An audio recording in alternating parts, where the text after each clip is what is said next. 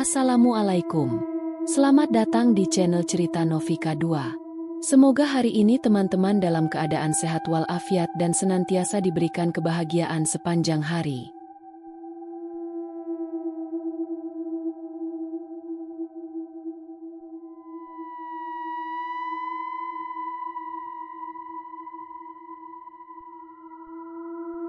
Eko memandang jam dinding di ruang tamu rumah Andi. Pukul 10.05 malam. Ia menghela napas dan buru-buru merapikan buku-bukunya. Wah, udah malam banget. Gumamnya sambil memasukkan buku ke dalam tas. Teman-temannya yang lain juga terlihat panik. Mereka tidak sadar bahwa waktu sudah berjalan begitu cepat. Gimana nih, Ko? Tanya Andi. Mau nginep aja di sini? Besok pagi baru pulang. Eko menggeleng cepat. Nggak bisa. Ibuku pasti nyariin kalau aku nggak pulang. Jawabnya. Meskipun ibunya bukan tipe yang suka marah, tetapi beliau pasti khawatir jika anaknya belum pulang larut malam. Namun, ada satu masalah. Jalan pulang Eko harus melewati perkebunan dan perempatan desa yang terkenal angker. Eko tinggal di ujung desa, dan satu-satunya jalan tercepat ke rumahnya adalah melewati jalan setapak di tengah perkebunan, lalu melintasi perempatan desa. Perempatan itu dikenal angker oleh warga. Sudah banyak cerita yang beredar. Konon, sering ada orang yang mendengar suara-suara aneh atau melihat sosok hitam berdiri di tengah jalan. Beberapa warga bahkan mengaku pernah melihat wanita berbaju putih yang melayang di atas perempatan itu. Namun, Eko bukan tipe orang yang mudah percaya tahayul. Lagi pula, ia sudah sering melewati jalan itu saat sore hari. Halah, paling juga cuma cerita orang-orang buat nakut-nakutin, gumamnya dalam hati. Sebelum beranjak keluar, teman-temannya masih mencoba mencegahnya. Kok, serius mau lewat situ sendirian? Tanya Reno, salah satu teman sekelasnya. Iya, rumahku, kan gak jauh. Kalau muter lewat jalan besar, malah lebih lama. Jawab Eko santai. Tapi udah malam. Andi menimpali. Kalau mau, gue antar setengah jalan. Eko tertawa kecil. Buat apa? Gue udah sering lewat situ. Kok? Teman-temannya saling berpandangan, tampak sedikit ragu.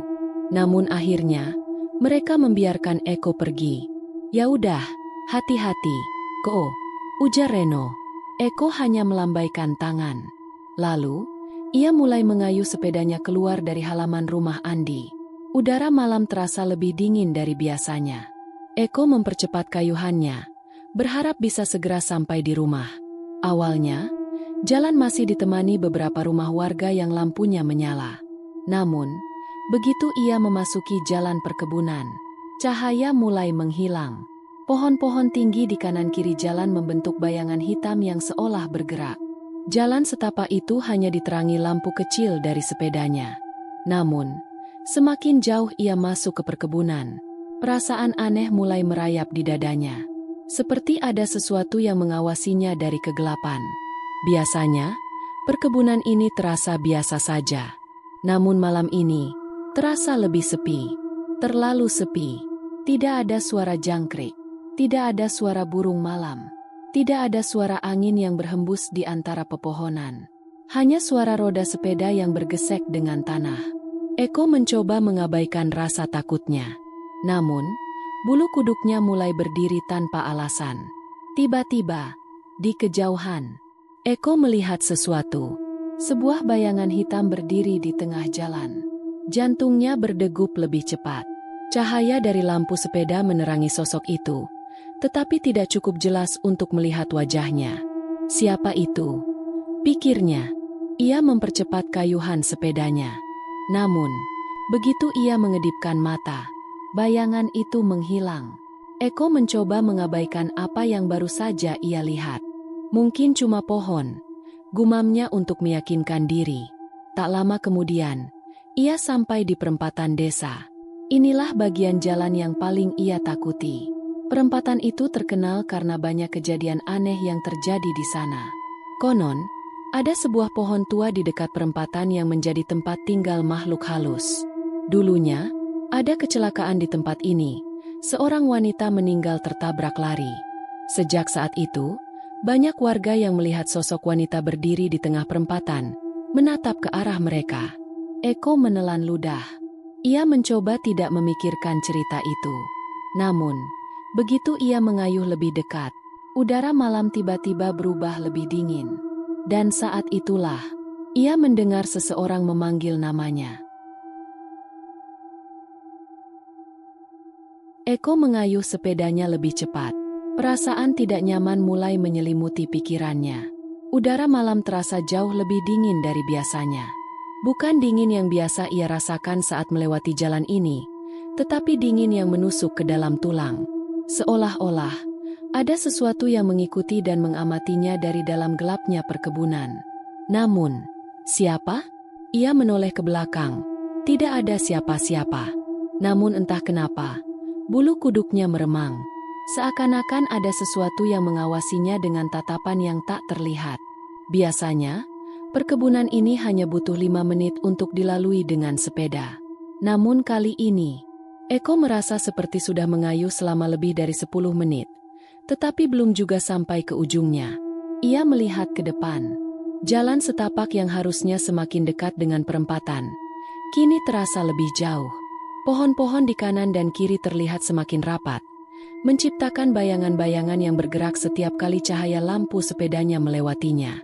Perasaan gue, jalannya nggak sepanjang ini, gumamnya dalam hati. Tapi ia tidak mau berhenti. Ia harus segera keluar dari tempat ini. Biasanya, perkebunan ini selalu ramai dengan suara jangkrik, burung hantu, atau binatang malam lainnya. Namun malam ini, semuanya sunyi. Tidak ada suara angin. Tidak ada suara serangga, tidak ada suara gesekan dedaunan. Hanya suara roda sepedanya yang bergesekan dengan tanah. Keheningan yang terlalu sempurna ini terasa salah. Seolah-olah alam sekitar sengaja menahan napas. Seolah-olah ada sesuatu yang sedang mengintainya dari dalam kegelapan. Tiba-tiba, di kejauhan, Eko melihat sesuatu. Sebuah bayangan hitam berdiri di tengah jalan. Eko langsung mengerem sepedanya. Kakinya bergetar. Cahaya dari lampu sepedanya menerangi sosok itu, tetapi tidak cukup jelas untuk melihat wajahnya. Namun, dari siluetnya, sosok itu tampak tinggi dan kurus. Diam, tak bergerak. Jantung Eko berdetak semakin cepat. Siapa itu? Ia ingin berteriak, tapi tenggorokannya terasa terkunci. Eko menelan ludahnya. Tangannya mencengkeram setang sepeda lebih erat. Lalu, ia berkedip. Dan ketika ia membuka matanya lagi, bayangan itu sudah tidak ada. Jalanan kembali kosong. Pohon-pohon masih berdiri diam di sisi jalan. Tapi tidak ada tanda-tanda bahwa seseorang baru saja berdiri di sana. Eko mengusap matanya cepat. Apakah ia baru saja berhalusinasi? Ataukah sesuatu itu memang ada, tapi sekarang sedang bersembunyi? Eko mengambil napas panjang. Ia harus tetap tenang. Ia tidak boleh panik. Ia mencoba berbicara pada dirinya sendiri. Ah, mungkin cuma bayangan pohon. Mungkin cuma halusinasiku aja. Namun dalam hati, ia tahu ada sesuatu yang salah malam ini. Karena meskipun bayangan itu sudah tidak ada, rasa dingin dan rasa diawasi itu masih terasa. Dan seakan ingin menegaskan ketakutannya. Dari kejauhan, ia mendengar suara seseorang memanggil namanya. Eko akhirnya sampai di perempatan desa. Tempat yang sejak tadi berusaha ia hindari dalam pikirannya. Jantungnya berdebar lebih cepat saat melihat kondisi perempatan itu malam ini. Biasanya, meskipun sepi, perempatan ini tidak terasa terlalu menyeramkan. Namun malam ini, semuanya terasa berbeda. Di tengah-tengah perempatan itu, hanya ada satu lampu jalan tua. Cahayanya redup, berkedip-kedip seperti hampir mati. Bayangannya memanjang ke segala arah, menciptakan siluet-siluet aneh yang membuat bulu kuduk Eko meremang. Dan di sudut perempatan itu, terlihat sebuah pohon besar yang menjulang tinggi. Eko menelan ludah. Itulah pohon yang katanya menjadi tempat tinggal makhluk halus. Ia mengayuh lebih pelan. Namun tiba-tiba, seseorang memanggil namanya. Eko! Suara itu pelan dan bergetar, seolah-olah dihembuskan oleh angin malam yang dingin. Eko langsung menoleh ke belakang. Namun, tidak ada siapa-siapa. Hanya gelapnya perkebunan dan jalan setapak yang baru saja ia lalui. Suara siapa tadi? Angin?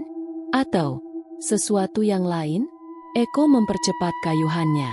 Namun suara itu tidak berhenti, malah semakin dekat. Eko, pulang! Suara itu terdengar lebih jelas, lebih dekat, seperti ada seseorang yang berdiri tepat di belakangnya. Eko ingin menoleh, namun sesuatu di dalam dirinya memperingatkannya agar tidak melakukannya. Jangan menoleh, jangan menoleh. Namun rasa penasaran dan ketakutan menguasainya. Dan akhirnya, ia menoleh. Saat matanya melihat ke belakang, tidak ada siapa-siapa. Namun, begitu ia kembali menatap ke depan, ada seseorang berdiri di sudut perempatan.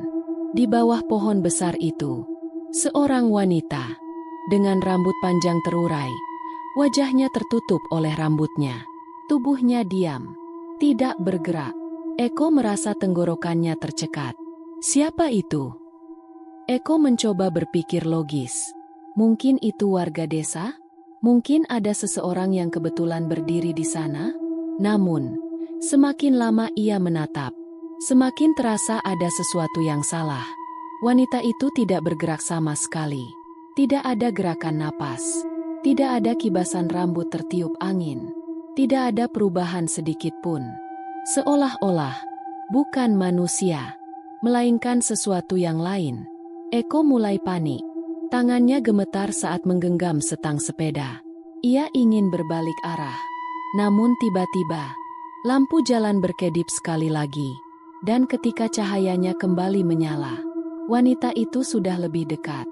Eko membeku di tempat. Ia tidak bisa bergerak, tidak bisa mengayuh sepedanya. Jantungnya berdegup sangat kencang. Kakinya terasa seperti tidak memiliki tenaga.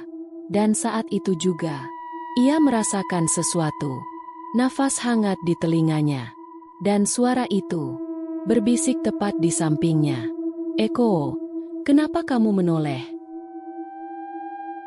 Eko, kenapa kamu menoleh? Bisikan itu masih terngiang di telinganya.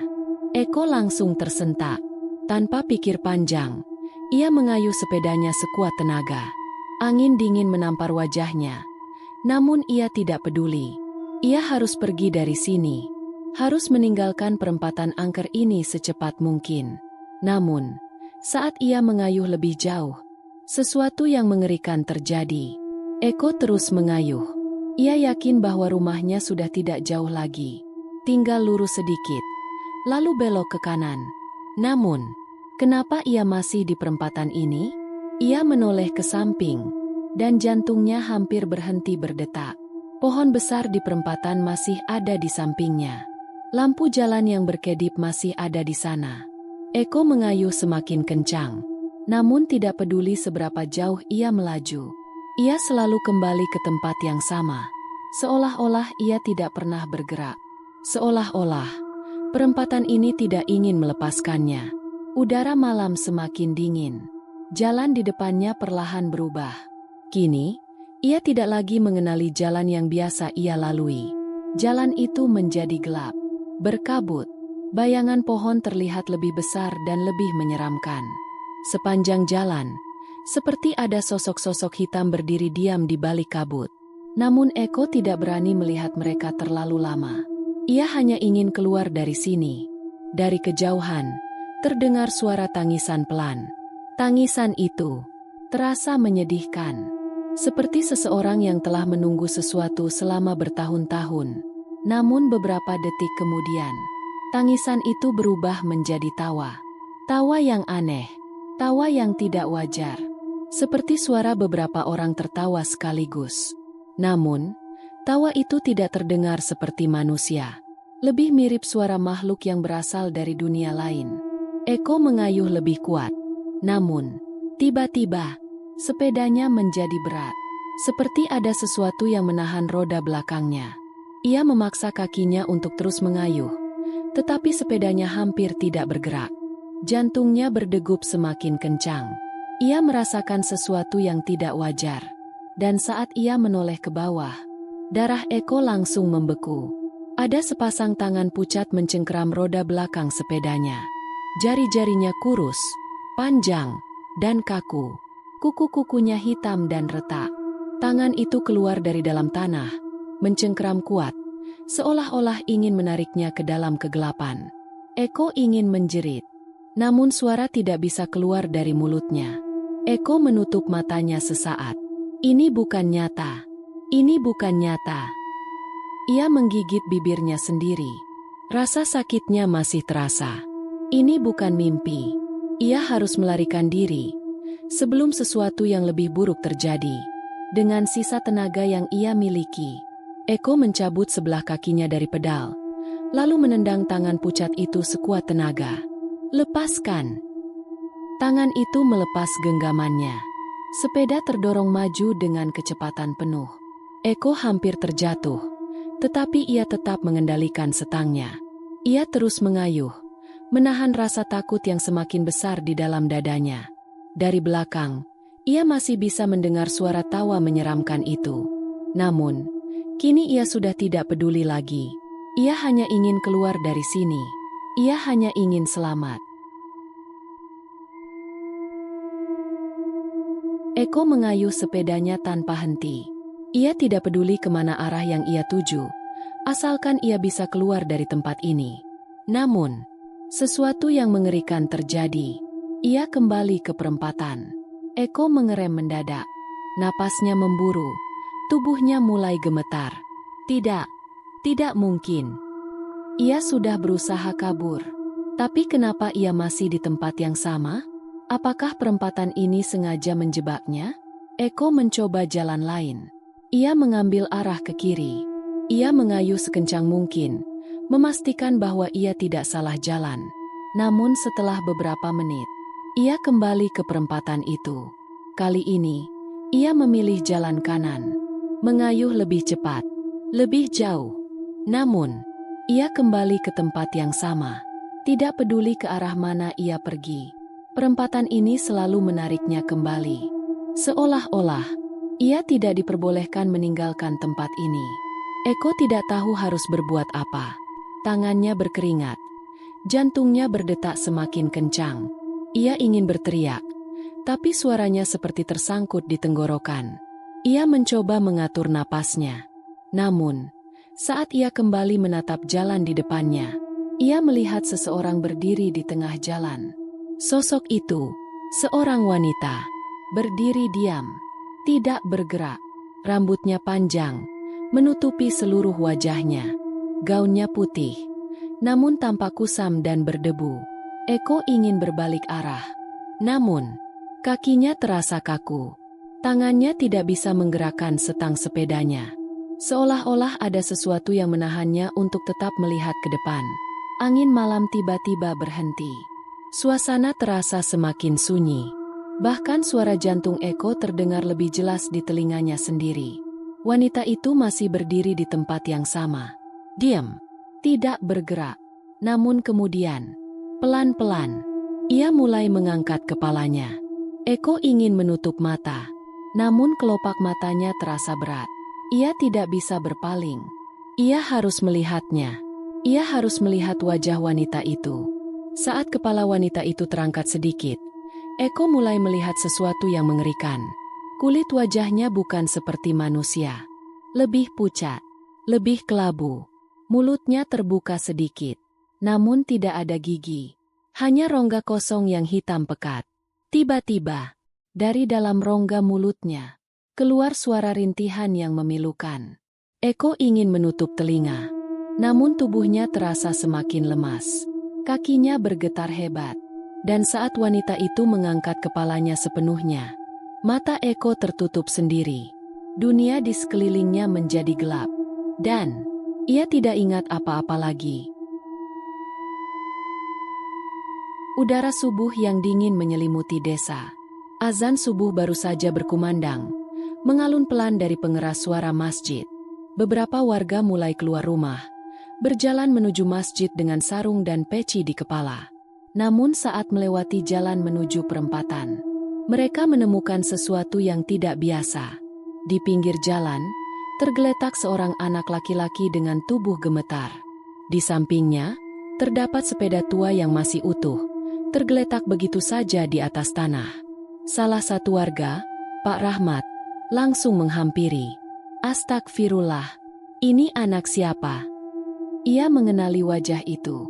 Itu Eko, anak SMP yang tinggal tidak jauh dari sini. Namun kondisinya tidak seperti anak biasa yang tertidur di jalan. Tubuhnya dingin, wajahnya pucat seperti mayat. Dan yang paling mengerikan, ia menggigil ketakutan. Seolah-olah baru saja melihat sesuatu yang tidak seharusnya ia lihat. Pak Rahmat mengguncang tubuh Eko pelan. Eko, bangun. Nak, kamu kenapa? Warga lain mulai berdatangan, khawatir melihat kondisinya. Beberapa ibu-ibu yang baru keluar rumah menutup mulut mereka. Ngeri melihat anak sekecil itu terbaring di jalan sendirian. Setelah beberapa saat, kelopak mata Eko mulai bergerak. Tubuhnya masih gemetar. Napasnya tersengal-sengal. Namun yang paling mengejutkan adalah saat Pak Rahmat menepuk pundaknya, Eko berbisik lirih dengan suara lemah. Jangan biarkan dia mendekat.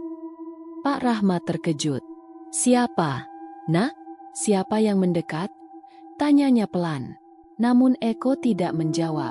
Ia hanya menggigil, seolah masih berada dalam ketakutan yang luar biasa. Beberapa saat kemudian, Eko mulai sadar sepenuhnya. Matanya terbuka perlahan. Ia melihat beberapa warga berdiri di sekelilingnya. Namun, ia tidak langsung bicara. Ia hanya duduk memeluk lututnya sendiri, masih berusaha memahami apa yang terjadi. Pak Rahmat membantu Eko berdiri. Kamu kenapa bisa ada di sini, Nak? Tanyanya. Eko menggeleng pelan. Ia tidak ingat. Yang ia tahu, ia sedang dalam perjalanan pulang. Lalu semuanya menjadi gelap. Ketika warga mulai bertanya, Eko berusaha mengingat kembali apa yang terjadi. Namun, pikirannya terasa kabur. Ada sesuatu yang menghalangi ingatannya. Yang ia bisa ingat hanyalah perempatan yang gelap. Suara yang memanggil namanya. Sosok wanita berbaju putih dengan rambut panjang. Dan setelah itu, kosong. Ia tidak tahu bagaimana ia bisa sampai di pinggir jalan. Ia tidak tahu apa yang terjadi setelah itu. Namun satu hal yang ia rasakan, ketakutan yang luar biasa. Setelah kejadian malam itu, Eko tidak pernah lagi berani melewati jalan itu sendirian. Bahkan saat siang hari sekalipun, ia selalu memilih jalan yang lebih jauh, meskipun memakan waktu lebih lama. Ia tidak ingin lagi merasakan teror yang sama. Namun setiap kali ia melewati jalan lain yang tidak jauh dari perempatan itu, ia masih bisa merasakan sesuatu. Sesuatu yang tak terlihat, masih mengawasinya dari kejauhan.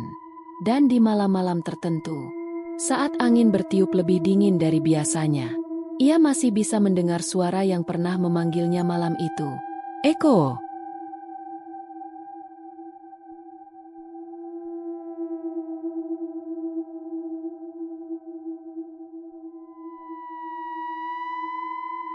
Demikian cerita hari ini. Semoga teman-teman dapat terhibur dan dapat mengambil hikmah kebaikan isi di dalamnya. Jangan lupa juga bagikan cerita ini kepada teman-teman yang lain agar mereka juga bisa mendapatkan hiburan yang sama. Mohon maaf apabila ada kesalahan kata dan ucapan kami dalam membacakan cerita ini. Terima kasih dan wassalamualaikum.